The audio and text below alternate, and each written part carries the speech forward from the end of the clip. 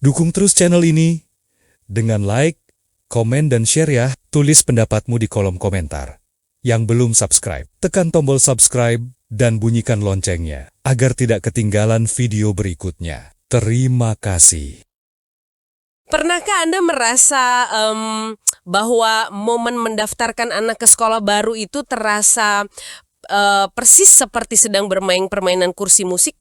Oh ya, dengan taruhan yang sangat tinggi ya. Sangat tinggi. Anda tahu permainannya kan? Musik menyala dengan tempo cepat, lalu anak-anak kita, dan jujur saja seringkali kita sebagai orang tua yang jauh lebih panik, berlari mengelilingi deretan kursi di tengah ruangan. Betul sekali. Jantung berdebar. Tepat, jantung berdebar, lalu tiba-tiba musik berhenti dan semua orang harus berebut duduk. Tapi masalah klasiknya selalu sama. Kursinya selalu lebih sedikit daripada jumlah pesertanya. Selalu kurang ya? Iya, dan yang membuat permainan kursi musik versi dunia nyata ini jauh lebih menegangkan adalah taruhannya bukan sekedar kalah dan harus keluar dari permainan di acara pesta ulang tahun. Taruhannya adalah masa depan pendidikan anak-anak kita. Setiap tahun ketegangan itu selalu ada di depan mata kita. Benar sekali. Namun untuk Anda yang saat ini sedang bersiap-siap menghadapi musim penerimaan murid baru, sepertinya pemerintah sedang berusaha mengubah aturan main dari permainan ini. Mereka mencoba mengubah irama musiknya dan yang paling penting, mengatur ulang cara kursi-kursi itu dibagikan. Jadi, selamat datang di sesi bedah mendalam kita. Terima kasih, sangat senang bisa membedah isu ini bersama Anda. Hari ini, misi kita sangat jelas. Mengurai aturan main baru yang dirilis pemerintah untuk sistem penerimaan murid baru atau yang sering kita sebut SPMB untuk tahun ajaran 2026-2027. Di meja kita hari ini ada sebuah dokumen yang sangat krusial. Dokumen yang cukup tebal juga ya? Betul, ini adalah Surat Edaran Direktur Jenderal Pendidikan Anak Usia Dini, Pendidikan Dasar dan Pendidikan Menengah, Nomor 0301 tahun 2026. Dokumen ini baru saja ditandatangani pada tanggal 16 Januari 2026 oleh Dirjen Gogot Suharwoto. Kita akan membedah setiap sudut dari surat edaran ini untuk memastikan Anda siap menghadapi musim pendaftaran nanti tanpa harus merasa kehilangan kursi. Dan sebelum kita menyelam lebih jauh ke dalam detail teknis dan pasal-pasalnya, kita perlu meletakkan dokumen ini pada konteks yang tepat dulu. Kebijakan ini sama sekali tidak lahir dari ruang hampa atau sekedar inisiatif mendadak. Jadi ada sejarahnya ya? Pasti. Dokumen ini secara khusus diterbitkan sebagai bentuk respons dan evaluasi langsung dari pelaksanaan sistem pada tahun ajaran sebelumnya, yaitu 2025-2026, yang waktu itu berpijak pada Peraturan Menteri Pendidikan Dasar dan Menengah Nomor 3 Tahun 2025. Pemerintah tampaknya menyadari betul bahwa pelaksanaan di lapangan seringkali tidak seindah di atas kertas. Selalu ada celah ya di lapangan. Selalu ada ruang untuk perbaikan. Nah, tujuan utama yang tertulis dengan sangat gamblang di bagian awal surat edaran ini adalah sebuah komitmen. Komitmen untuk menciptakan sistem penerimaan murid baru yang objektif, transparan, akuntabel, berkeadilan, dan tentu saja tanpa diskriminasi. Tanpa diskriminasi. Relatif tahunan. Oke, mari kita urai nih.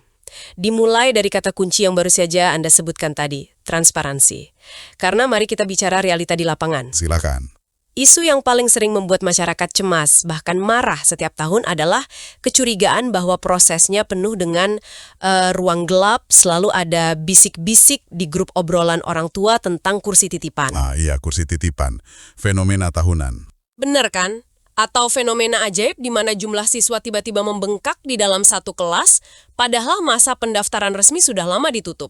Nah, di surat edaran ini, kementerian tampaknya mencoba mengatasi masalah kursi gaib tersebut. Mereka mewajibkan penggunaan aplikasi data pokok pendidikan. Atau Dapodik ya? Ya, Dapodik. Bagi Anda yang tidak familiar, ini semacam buku induk digital raksasa milik kementerian. Tapi, apakah sekedar menggunakan aplikasi benar-benar bisa menghentikan kecurangan yang sudah jadi rahasia umum ini? Pemikiran yang skeptis, tapi sangat beralasan. Namun cara kementerian menggunakan Dapodik kali ini sedikit berbeda dari sekedar menjadikannya tempat penyimpanan data pasif. Mereka memfungsikannya lebih seperti sistem pengawasan yang sangat presisi. Bagaimana cara kerjanya? Selama ini, celah yang paling sering dimanfaatkan oleh oknum ada pada perbedaan antara kuota yang dijanjikan di awal dan jumlah murid yang benar-benar masuk kelas di hari pertama sekolah. Melalui aturan baru ini, kementerian di pusat secara aktif melakukan pengendalian data. Mereka memantau secara langsung jumlah murid per rombongan belajar atau yang kita kenal sebagai ruang kelas. Jadi dipantau langsung dari pusat ya? Betul. Dan bagian krusialnya ada di sini. Angka real yang dilaporkan ke dalam Dapodik itu kemudian akan dihadapkan, disandingkan dan dikunci secara langsung dengan daya tampung resmi yang sudah ditetapkan oleh pemerintah daerah sejak awal. Daya tampung ini wajib diumumkan kepada masyarakat tepat pada tahap pengumuman pendaftaran. Sebentar, mari kita kritisi ini sedikit. Mengunci data di server pusat terdengar canggih untuk sekolah-sekolah di kota besar seperti Jakarta atau Surabaya. Tentu. Tapi bagaimana dengan sekolah di daerah terpelosok? Daerah yang sinyal internetnya saja kembang kempis atau servernya sering bermasalah saat musim pendaftaran tiba. Apakah sistem penguncian data digital yang kaku seperti ini tidak berisiko malah merugikan dan mengunci keluar sekolah-sekolah di daerah tersebut dari sistem? Itu poin yang sangat valid dan memang tantangan infrastruktur digital selalu menjadi pekerjaan rumah terbesar kita. Namun secara desain sistem pelaporan Dapodik sebenarnya memiliki mekanisme sinkronisasi yang memungkinkan sekolah untuk memasukkan data secara luring atau offline terlebih dahulu. Oh, jadi bisa offline dulu ya? Ya, lalu menyinkronkannya ke server pusat saat mereka mendapatkan koneksi internet yang stabil. Jadi, ini bukan sistem yang mengharuskan koneksi internet 24 jam secara real time saat pendaftaran berlangsung, melainkan instrumen validasi akhir. Kembali ke analogi kursi musik Anda tadi. Ya. Kementerian kini pada dasarnya sedang menghitung jumlah kursinya, dan mereka menolak untuk memutar musiknya sampai jumlah kursi yang ada di ruangan sama persis dengan jumlah kursi yang dilaporkan ke pusat. Masuk akal. Tidak bisa lagi ada skenario di mana sebuah sekolah mengumumkan, kami hanya punya 100 kursi. Tapi begitu tahun ajaran berjalan 1 bulan, tiba-tiba di data tercatat ada 115 murid.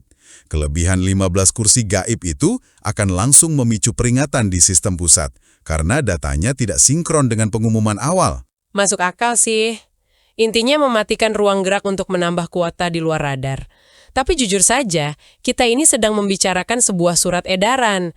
Di lapangan, yang namanya surat edaran yang disebar dalam bentuk PDF lewat grup WhatsApp, seringkali dianggap angin lalu oleh oknum tertentu. Ya, sering diabaikan. Betul, orang bisa saja bilang, ini kan cuma edaran, siapa yang tahu ini asli atau bukan. Oh, kalau soal itu, kementerian sudah mengantisipasinya dengan cara yang menurut saya sangat elegan dari sisi teknologi. Jika Anda memperhatikan catatan kecil di bagian paling bawah dokumen surat edaran ini sama sekali bukan sekedar dokumen ketikan biasa yang di-scan. Lalu apa bedanya? Surat edaran ini secara eksplisit mencantumkan bahwa ia ditandatangani secara elektronik. Dan bukan sembarang tanda tangan digital loh. Mereka menggunakan sertifikat yang diterbitkan langsung oleh BSRE atau Balai Sertifikasi Elektronik yang berada di bawah Badan Siber dan Sandi Negara. Wow, langsung di bawah BSSN ya? Betul. Bahkan yang membuat saya takjub, mereka sampai menyertakan dasar hukum keabsahannya di dalam dokumen itu sendiri, yaitu merujuk pada UU ITE nomor 11 tahun 2008 pasal 5 ayat 1. Tertulis jelas di sana bahwa informasi elektronik dan atau dokumen elektronik dan atau hasil cetaknya merupakan alat bukti yang sah. Ini tingkat keamanan siber yang luar biasa. Penggunaan kriptografi dari BSRE ini memastikan bahwa setiap piksel dari dokumen ini tidak bisa dipalsukan, diubah, atau disangkal.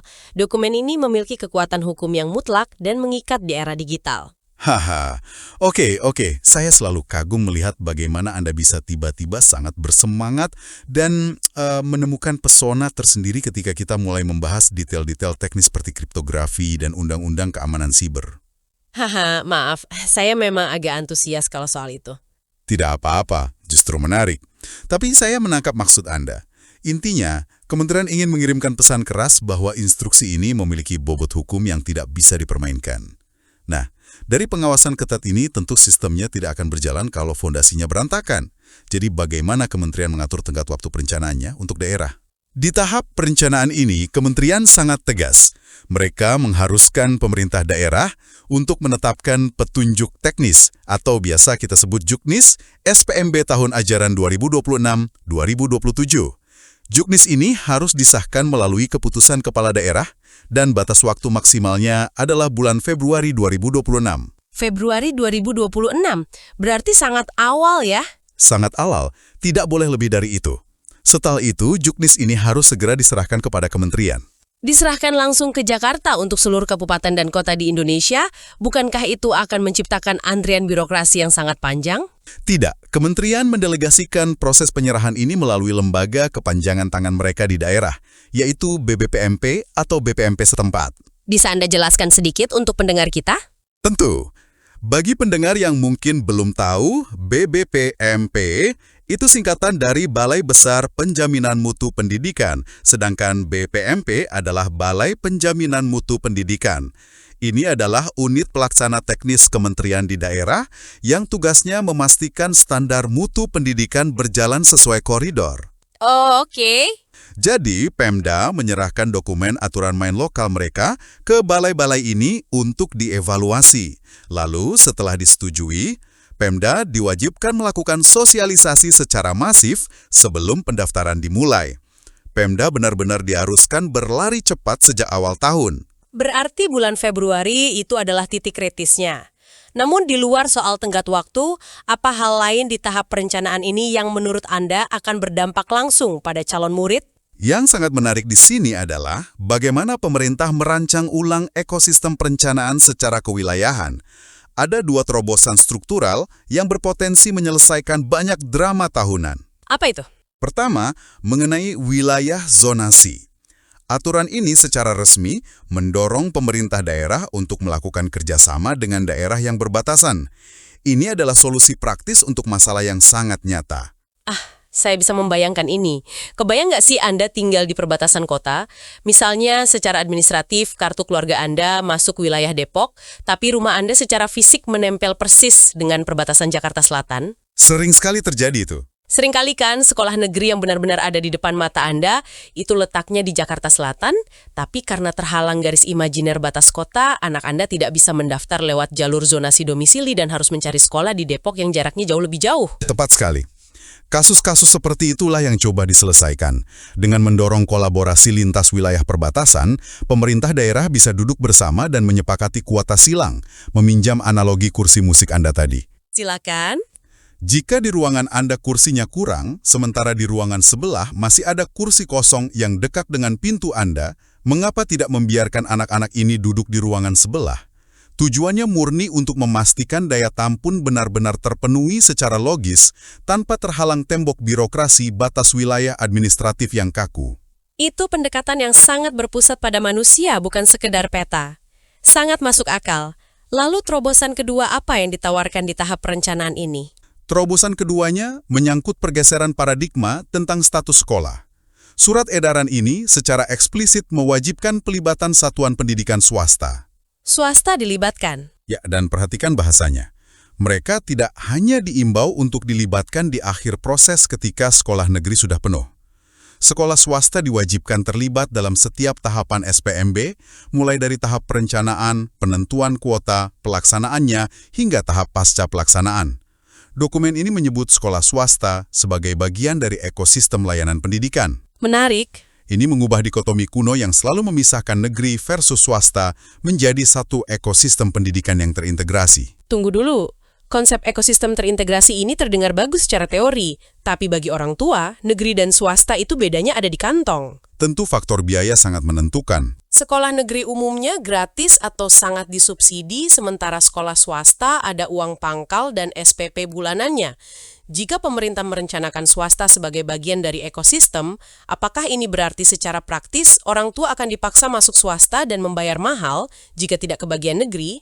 Apa arti konkret pelibatan ini bagi masyarakat? Itu pertanyaan krusial. Dalam kerangka kerja ini, pelibatan sejak tahap perencanaan berarti pemerintah daerah harus memetakan kapasitas real dari semua kursi pendidikan yang ada di wilayahnya, baik negeri maupun swasta. Ini memungkinkan Pemda untuk merancang mekanisme subsidi bantuan operasional daerah atau setidaknya memfasilitasi kesepakatan pembiayaan yang lebih terjangkau antara sekolah swasta dan keluarga-keluarga yang tidak tertampung di sekolah negeri. Oh, jadi ada intervensi pembiayaan dari Pemda? Betul.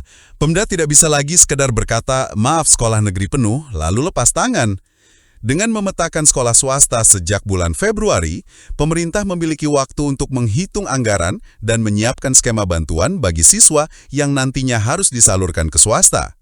Ini mengubah status sekolah swasta dari sekedar alternatif terpaksa menjadi mitra strategis dalam menyediakan hak pendidikan. Oke, itu memberikan pencerahan yang sangat lega, bukan sekedar melempar tanggung jawab, tapi merencanakan kapasitas secara holistik. Nah, dari semua rencana rapi di bulan Februari ini, ujung-ujungnya kan ada di hari H pendaftaran.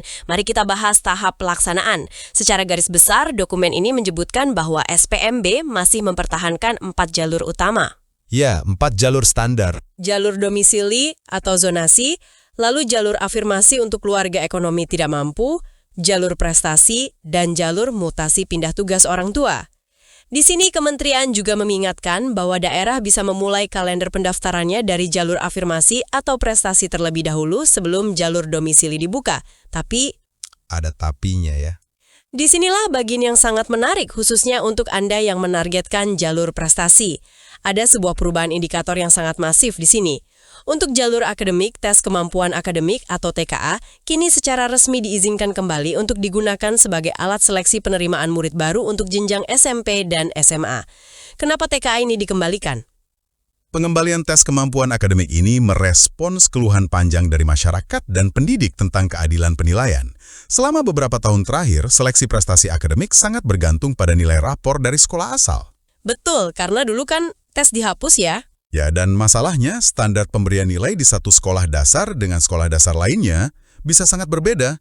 Nilai rata-rata 8 di sekolah A mungkin setara dengan nilai 6 di sekolah B yang standar ujiannya jauh lebih ketat. Ini menciptakan ketimpangan. Sangat subjektif jadinya. Tepat. Dengan mengizinkan kembali TKA, kementerian memberikan alat kalibrasi. Sebuah standar pengukuran yang seragam dan objektif untuk menguji kompetensi kognitif secara nyata pada saat pendaftaran, sehingga bisa meminimalisir bias atau inflasi nilai rapor. Ini langkah pengawasan mutu yang sangat penting. Itu untuk jalur akademik. Tapi bagi saya pribadi, hal yang paling mengejutkan dari dokumen ini justru ada pada definisi prestasi di luar ruang kelas. Mari kita bahas jalur prestasi non-akademik. Apa yang berubah secara fundamental di sini? Selama bertahun-tahun ketika kita mendengar frasa prestasi non-akademik di syarat pendaftaran sekolah, pikiran kita otomatis membayangkan deretan piala kejuaraan pencaksilat, medali emas Olimpiade Sains, atau piagam penghargaan kompetisi menari tingkat provinsi. Klasik lah ya lombanya. Betul. Dan tentu saja semua pencapaian itu masih diakui dan luar biasa. Tetapi melalui edaran baru ini, pemerintah secara resmi memperluas definisinya ke ranah yang selama ini diabaikan, yaitu pengalaman kepemimpinan siswa. Kepemimpinan siswa? Maksudnya organisasi sekolah? Tepat. Dokumen ini secara eksplisit menyatakan bahwa pengalaman kepengurusan sebagai ketua dalam organisasi kepemimpinan siswa dan kepanduan kini sah diakui sebagai prestasi non-akademik. Dan mereka memberikan rincian yang sangat inklusif. Apa saja itu? Ini mencakup jabatan ketua OSIS, kemudian ketua organisasi siswa intramadrasah atau OSIM untuk sekolah-sekolah di bawah Kementerian Agama.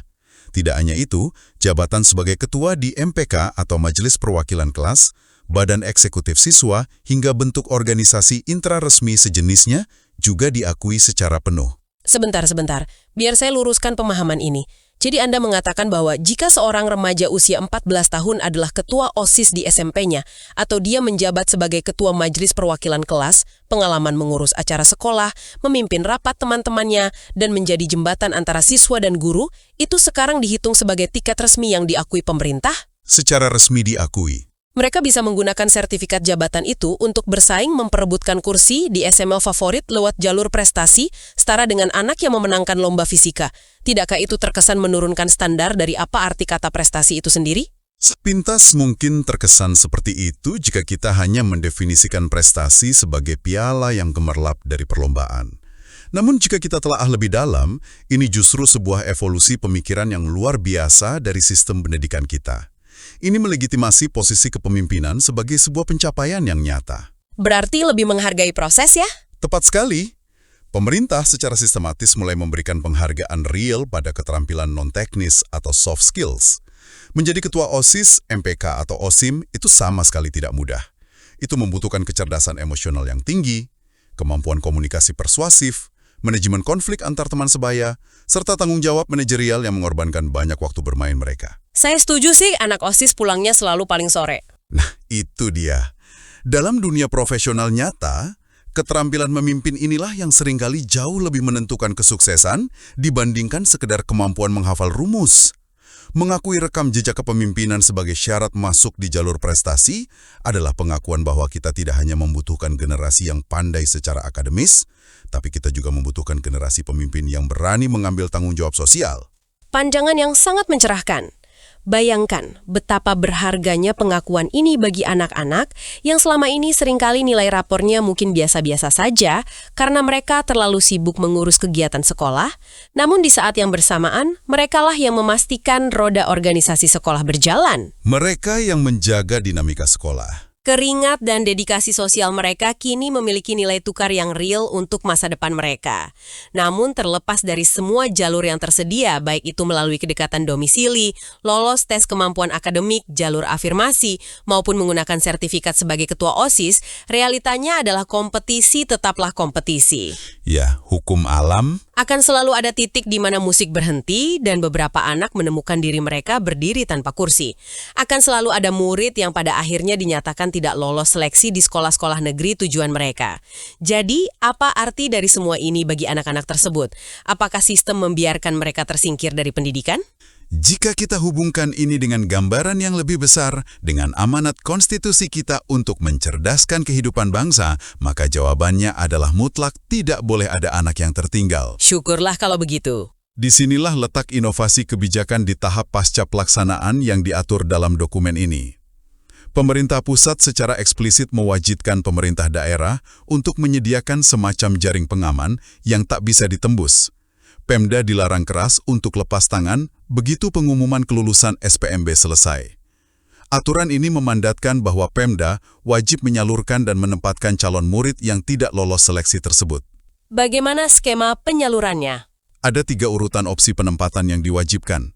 Pertama, mendistribusikan mereka ke satuan pendidikan negeri terdekat yang kuotanya ternyata belum terpenuhi. Oke, masih di negeri. Lalu yang kedua? Kedua, jika negeri penuh menyalurkannya ke satuan pendidikan swasta yang tadi sudah kita bahas sebagai mitra ekosistem.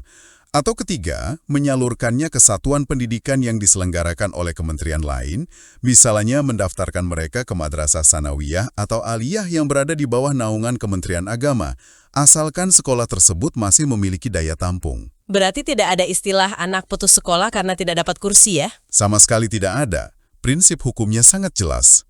Kewajiban menyediakan kursi pendidikan itu ada di pundak negara, bukan dibebankan sebagai keputusasaan orang tua semata. Wah, informasi ini saya yakin akan memberikan ruang bernafas dan kelegaan psikologis yang besar bagi para orang tua yang mendengarkan. Selama ini banyak dari kita yang merasa berjuang sendirian jika nama anak kita tergeser dari papan pengumuman. Betul, merasa diabaikan oleh sistem. Mengetahui bahwa Pemda kini memiliki mandat hukum untuk turun tangan mencarikan sekolah pengganti adalah perubahan yang sangat menenangkan. Dan bagi Anda yang saat ini mendengarkan dan mungkin masih merasa ada beberapa mekanisme teknis yang membingungkan, misalnya bagaimana cara pasti sinkronisasi dapodik di daerah Anda atau rincian skor kepemimpinan OSIS, Kementerian telah menyediakan portal informasi. Ya, portal ini sangat penting untuk masyarakat. Anda tidak perlu menebak-nebak. Anda bisa mengakses halaman Frequently Asked Questions atau FAQ resmi terkait SPMB. Tautannya cukup sederhana, silahkan Anda catat https://pautdikdasmen.kemendikbuddasmen.go.id/spmb. Di sana Kementerian telah menyusun jawaban komprehensif atas kebingungan teknis masyarakat. Betul sekali.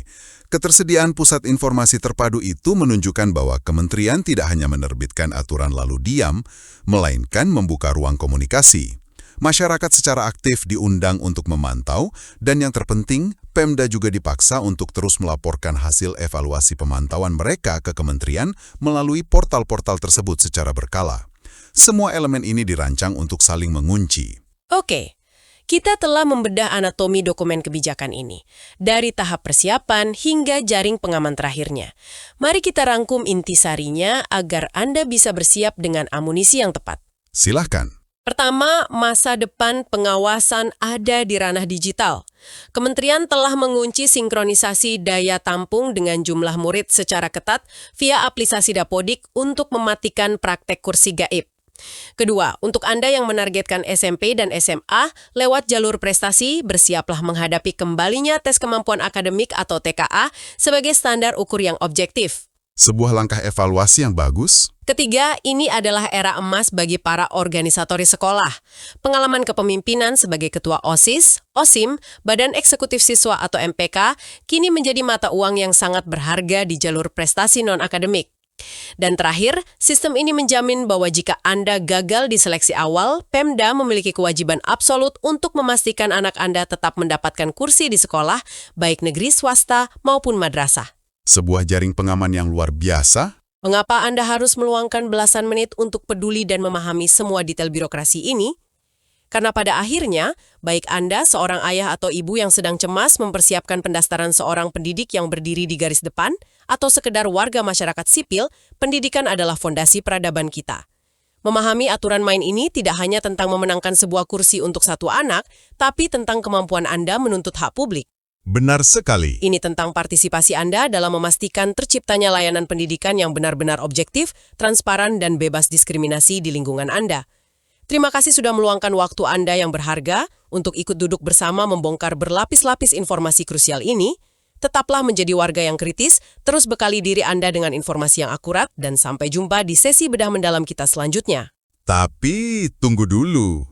Sebelum kita benar-benar menutup buku pada topik ini, penjelasan tadi justru memunculkan pertanyaan penting untuk kita renungkan bersama. Oh ya, pertanyaan apa itu? Kita tadi sepakat bahwa mengakui posisi ketua OSIS, OSIM, atau MPK sebagai semacam tiket emas untuk masuk ke sekolah favorit adalah langkah maju dalam menghargai soft skills kepemimpinan. Ya, kita sepakat soal itu. Namun, apakah kita sebagai masyarakat siap menghadapi efek domino dari kebijakan ini?